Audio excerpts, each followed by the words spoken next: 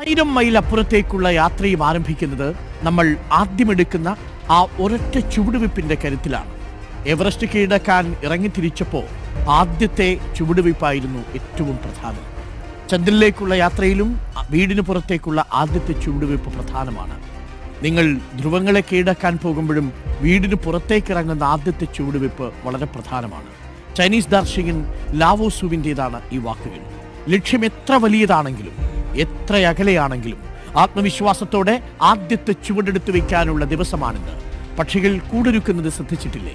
ചില്ലകൾ ഓരോന്നോരോന്നായി പെറുക്കിയെടുത്ത് നാളുകൾ നീണ്ട ശ്രമത്തിനൊടുവിൽ മനോഹരമായൊരു കൂടൊരുക്കും. ജീവിതവും അതുപോലെയാണ്.